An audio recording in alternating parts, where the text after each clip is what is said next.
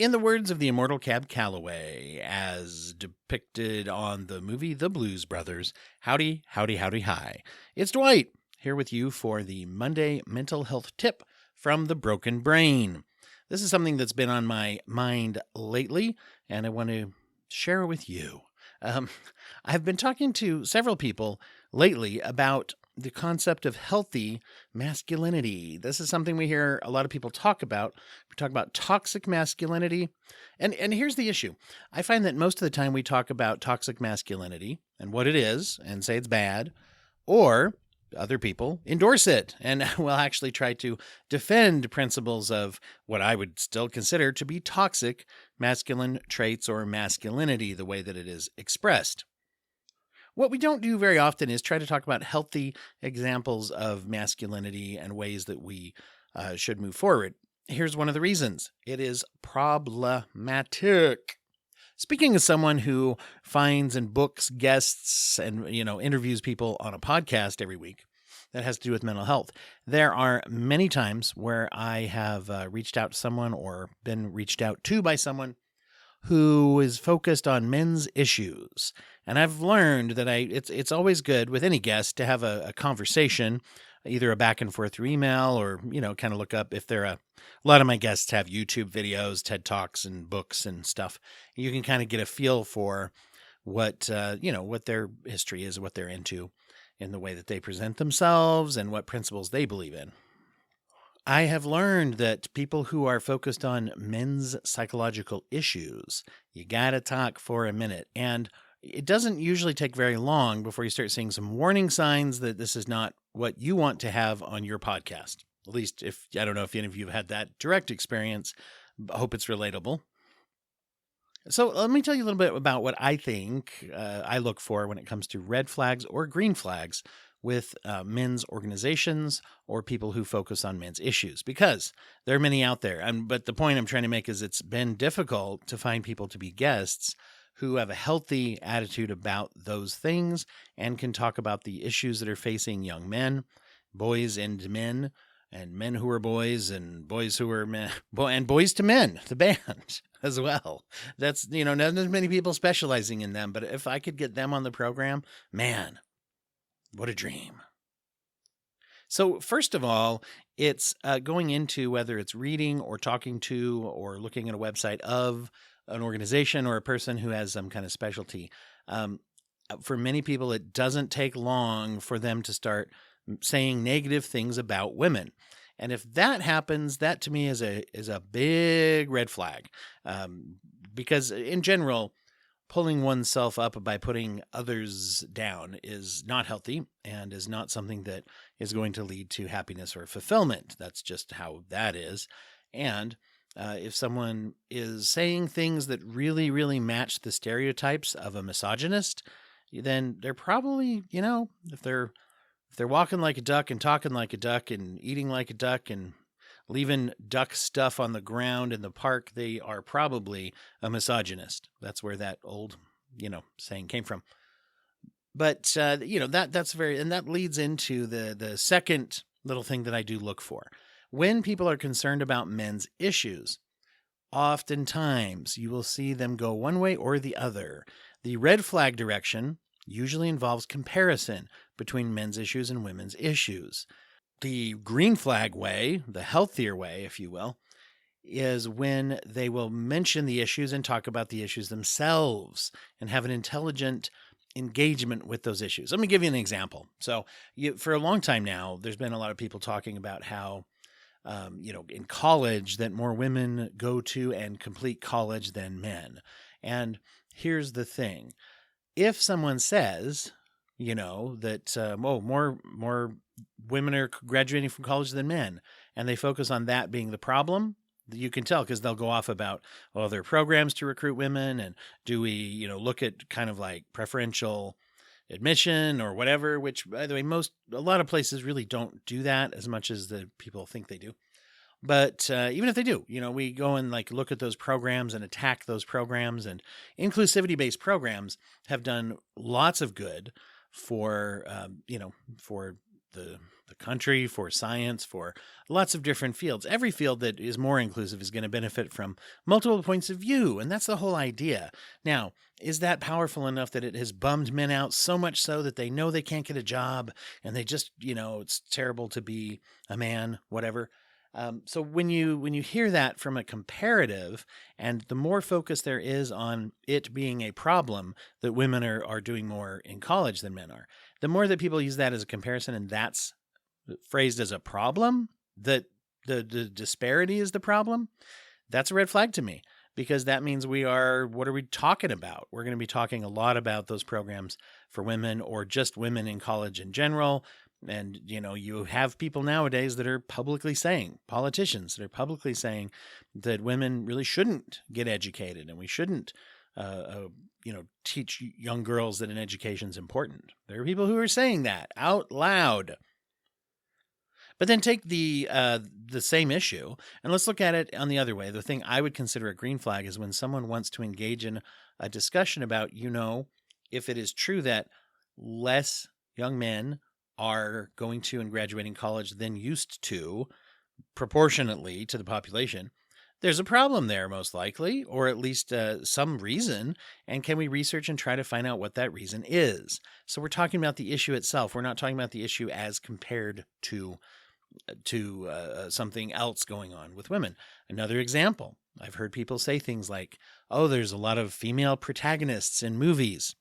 It's kind of a silly complaint if you look at proportions that, still vast majority of protagonists, especially in certain kinds of movies, are male. But I've even heard people who complain that the male character has a woman, either, secondary character or even sidekick. I've heard people complain about that's, there's too many movies with women in them. If you spend any time in movie and nerd groups on social media or online, you'll hear that as well. And sometimes people will say things like, well, who are our boys supposed to look up to? And is this, doing something to the masculinity or whatever? And there's there's several reasons really why that doesn't seem to be true. But let's look at the other side of it. So to me, once again, comparison, red flag. There's too many, boys won't be able to look up to anyone. And by the way, you know what? I had heard some people talking about this years ago, and I asked my son, just out of general, like what characters he looked up to in movies and, shows and things like that. And he listed some, and some of them were men. But one of the things he said was he really admired Jyn Erso, the protagonist from Star Wars Rogue One, or Rogue One, A Star Wars Story, if you're nasty. And, it hit me. It's like, oh yeah, people can look up to people who are not the same gender as them. So, but anyway, what's the good way to address this? In my opinion, there is an issue in not only who do we see. I do not believe there's an issue that there's not enough male protagonists. However, who are our male protagonists? Generally speaking, can we talk about that? Can we talk about what they represent? All too often, they are characterized by being good at violence. Now, if you're making an action movie, you probably need sometimes for the character to be good at fighting and those kinds of things, obviously. And I'm not proposing some kind of shutdown on all violence in movies or whatever. But, we do see there's a lot of movies where the male protagonist is a murderer, right? I mean, maybe reformed, maybe not. They're some hitman or whatever. And I'm not trying to, once again, you may love some of these action movies and things, and I like a lot of them too. But those are the protagonists. Or sometimes even the villain is made to look pretty cool. And once again, cool villains, cool. Is the sexual behavior of a male protagonist, right? And so do we talk about those things and say, are we comfortable with the male protagonists, or at least the ratio of how many of them are fantasy-based, superhero and super violent type of people? Or, do we focus on the fact that do we have a good diversity of male characters as well? Especially, do we have characters that demonstrate here's some ways to behave that would be good in real life, since most of us are never going to have to go on a vengeance spree to avenge our dog or whatever. And even in genre films, let's take superhero films. You get all kinds of different, and those genre films are certainly full of those, male solving problem with violence kind of things. However, even amongst that, you can focus on different things. You can focus on how some heroes like Spider-Man, Batman, they have a principles that they abide by where they don't kill people, at least not on purpose. We all have a little whoopsie now and then, don't we? If you're a superhero, those whoopsies are bigger than others.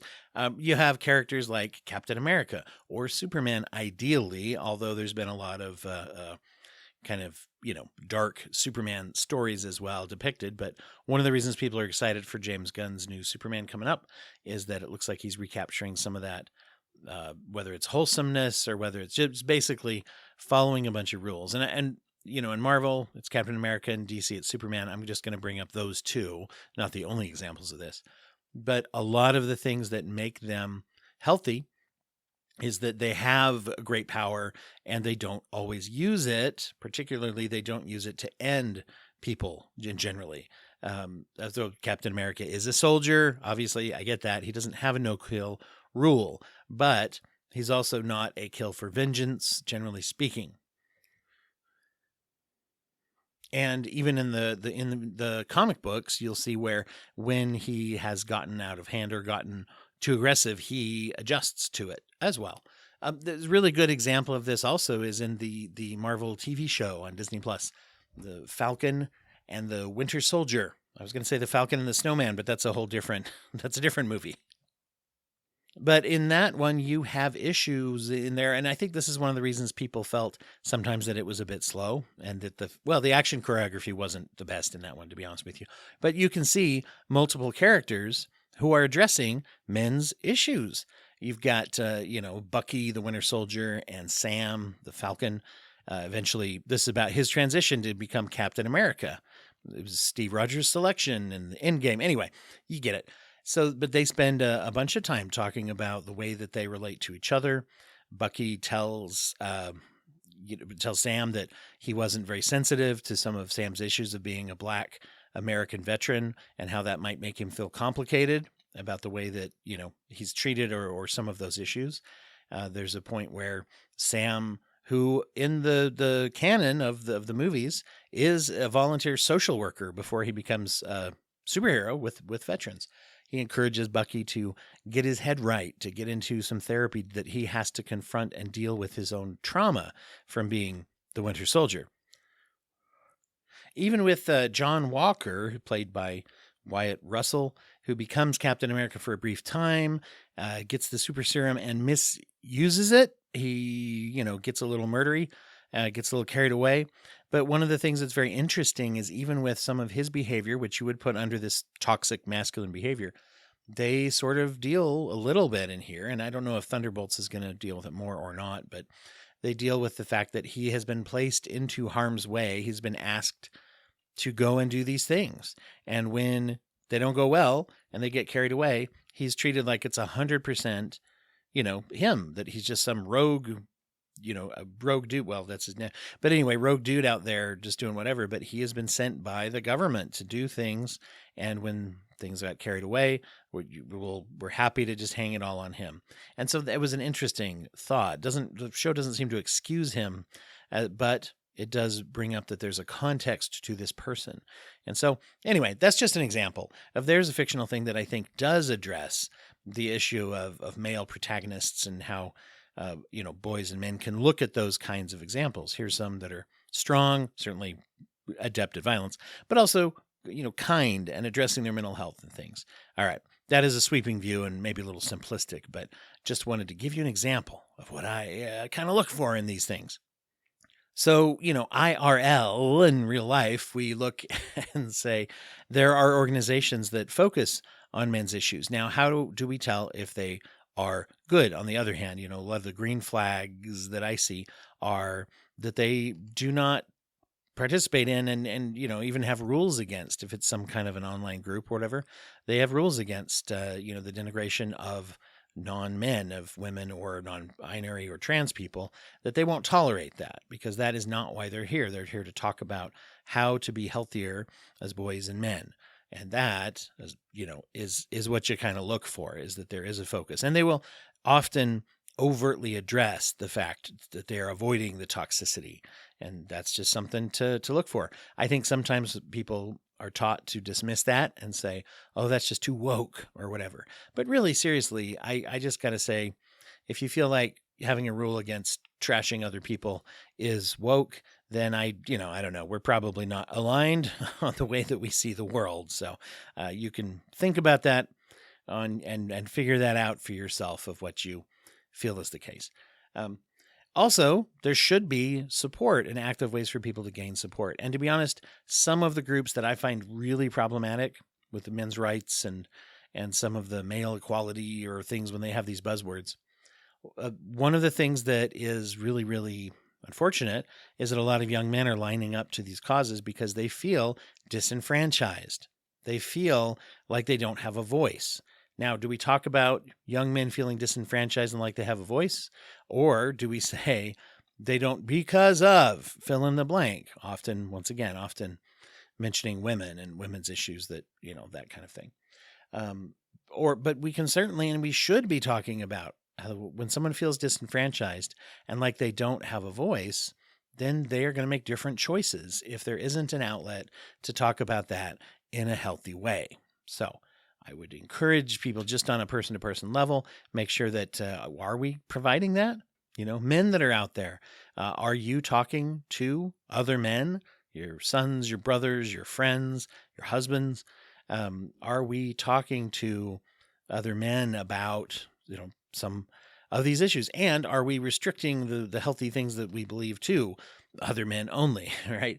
But in particular, when we're dealing with those issues, do we talk about how to be sort of better at the way that the world seems when we are, men, I guess, to wrap that all up? There's certainly a lot to think about in this issue, and I welcome any feedback that anybody has about their experiences. Don't forget to remember, by the way, to tune in tomorrow. I have an interview with Jeff Krasno, who we're talking about basically a topic that I thought was extremely interesting, which is experiencing discomfort in order to grow, and monitoring whether or not we are uncomfortable and growing at times in our lives, or if we're pretty much always comfortable but stagnant, or perhaps even comfortable within our misery. And so how do we do that in a healthy way? And what does discomfort mean? He's just released his book. He's a returning guest to The Broken Brain. Last time we talked, he was working on his book, and now it's coming out. And it was a really, really great interview. He's a really fun guy to talk to. And you can find out what in the world is a book doula. Little teaser there. Quick plug for our charity of this month. Make sure you go to baketheirday.org if you want to learn more about Bake Their Day, which is a wonderful nonprofit bakery in Guam that provides birthday cakes as a way of giving some humanization and enjoyment to youth in custody who would usually perhaps have their birthday just fly by and, not want to acknowledge it at all. And so this is just a way to give a little bit to people who are in a bad situation, something that we certainly can do that is good for them. Hope y'all have a wonderful, wonderful week. We'll be back with you again soon. Bye-bye.